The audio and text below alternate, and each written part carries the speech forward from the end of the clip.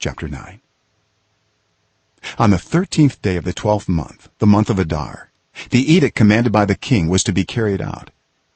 On this day the enemies of the Jews had hoped to overpower them, but now the tables were turned and the Jews got the upper hand over those who hated them.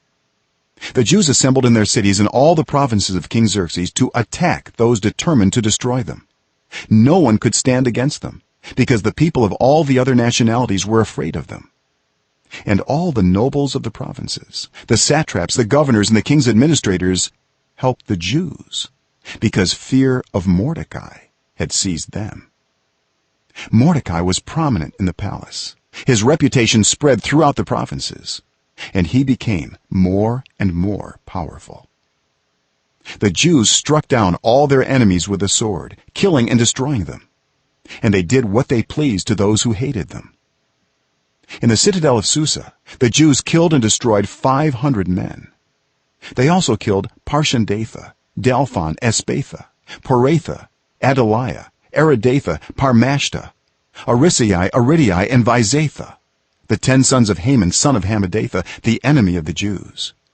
But they did not lay their hands on the plunder. The number of those killed in the citadel of Susa was reported to the king that same day. The king said to Queen Esther, "The Jews have killed and destroyed 500 men and the 10 sons of Haman in the citadel of Susa. What have they done in the rest of the king's provinces? Now, what is your petition? It will be given you. What is your request? It will also be granted." "If it pleases the king," Esther answered, "give the Jews in Susa permission to carry out this day's edict tomorrow also, and let Haman's 10 sons be impaled on poles."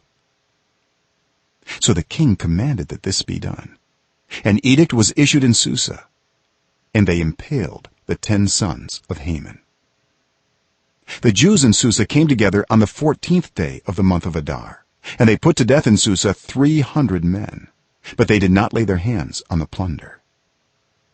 Meanwhile, the remainder of the Jews who were in the king's provinces also assembled to protect themselves and get relief from their enemies. They killed 75,000 of them, but did not lay their hands on the plunder. This happened on the 13th day of the month of Adar, and on the 14th they rested and made it a day of feasting and joy. The Jews in Susa, however, had assembled on the 13th and 14th, and then on the 15th they rested and made it a day of feasting and joy. That is why rural Jews, those living in villages, observe the 14th of the month of Adar as a day of joy and feasting, a day for giving presents to each other. Mordecai recorded these events, and he sent letters to all the Jews throughout the provinces of King Xerxes, near and far, to have them celebrate annually the 14th and 15th days of the month of Adar, as the time when the Jews got relief from their enemies, and as the month when their sorrow was turned into joy and their mourning into a day of celebration.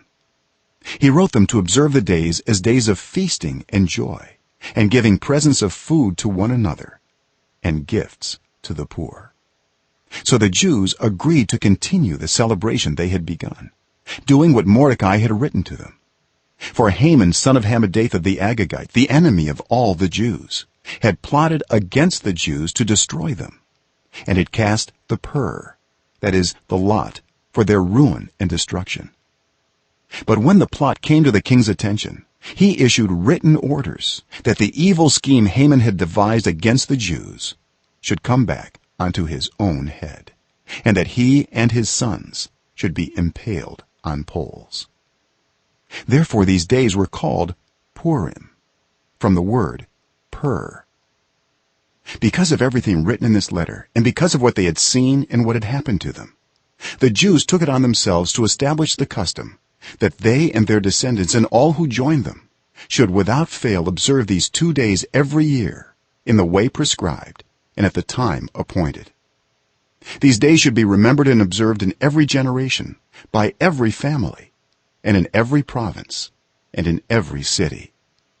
And these days of Purim should never fail to be celebrated by the Jews, nor should the memory of these days die out among their descendants.